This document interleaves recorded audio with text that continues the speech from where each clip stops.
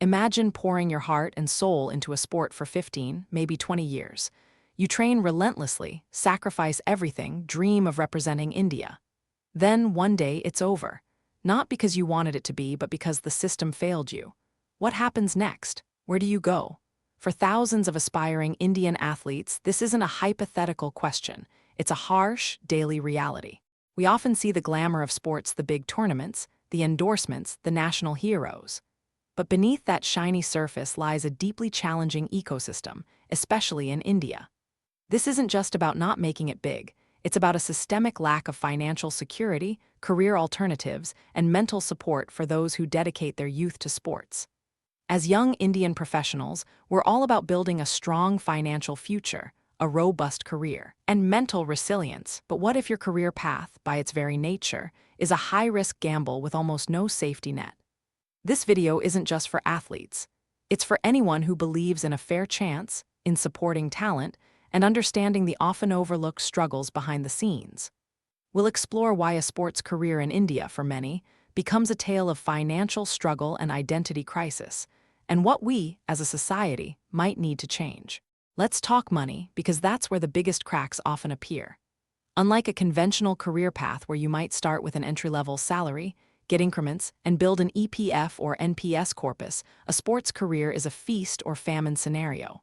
For every Virat Kohli or PV Sindhu earning crores, there are thousands of athletes across various sports who struggle to make ends meet. Think about it. Who funds their training, equipment, nutrition, and travel? For most, it's their family, often stretching their middle-class budgets to the limit. They invest lakhs over years, hoping for a return that rarely materializes. If you're not in cricket, or one of the very few other sports with significant corporate backing, the financial support is minimal. Government schemes exist, but accessing them can be a bureaucratic maze. Even if an athlete reaches a national level, the prize money is often insufficient to sustain them. For many national-level athletes, the earnings barely cover their expenses, let alone allow for savings or investment in their future. This means they are constantly operating on a tightrope with no financial cushion. Imagine the pressure. Every match, every tournament isn't just about performance, it's about survival. Without a steady income, how do you plan for retirement? How do you buy a home? How do you even think about starting a family? This financial precarity is a huge mental burden, diverting focus from their primary goal: excelling in their sport. Now let's talk about the inevitable, the end of a playing career. For most athletes, this comes much earlier than a conventional retirement age, often in their late 20s or early 30s due to injuries, declining performance, or simply being edged out by younger talent. And this is where the system truly fails them. What skills do they have for the corporate world? While discipline, teamwork, and resilience are invaluable, they often lack formal education or vocational training that makes them employable in a competitive job market. Imagine someone who has spent 15 years perfecting their serve or dribble. They haven't been building a resume in IT, finance, or marketing. Many end up in coaching roles if they're lucky, but these positions are limited and often underpaid. Others might try to leverage their network, but without a clear career path, it's a struggle. The government and sports bodies have a responsibility here. Are there programs for skill development during or after an athlete's career? Are there initiatives to help them transition into roles within sports management, administration, or even completely unrelated fields? The mental toll of this transition is immense. From being celebrated, or at least recognized, for their athletic prowess, they suddenly find themselves without a clear identity or purpose. This sudden shift can lead to significant emotional and psychological distress, akin to profound grief for the loss of a life they knew. It's not just about money. It's about self-worth and finding a new direction when your entire life has been defined by one thing.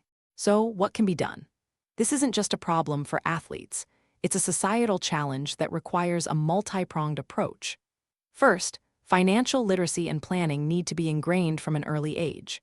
Imagine young athletes being taught about investments, emergency funds, and diversified income streams, perhaps through workshops organized by sports academies or federations, in collaboration with SEBI-registered financial advisors. Even a small portion of prize money or sponsorships, if any, could be channeled into a mandatory retirement fund, similar to EPF, specifically for athletes.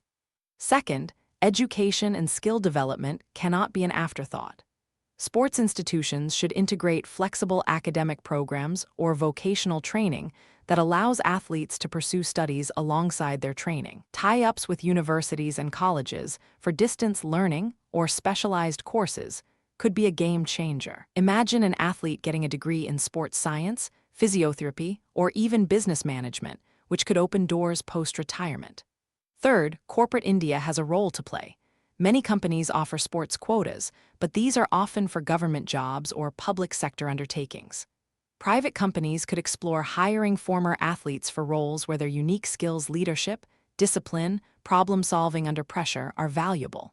This isn't charity. It's smart hiring. Furthermore, sports federations could establish dedicated career counseling and placement cells to connect retired athletes with potential employers. Finally, mental health support is crucial. The pressure to perform, the fear of injury, and the anxiety of an uncertain future take a heavy toll. Regular access to sports psychologists and counselors should be standard, not an exception. We need to create an environment where athletes feel supported, not just when they are winning, but throughout their entire journey, including the difficult transition away from professional sports. The sad reality of a sports career in India for many is a story of immense dedication often met with financial insecurity, an abrupt career end, and a struggle for a second inning. We talked about the precarious financial ladder, the lack of viable second career options, and critically, what a holistic ecosystem could look like.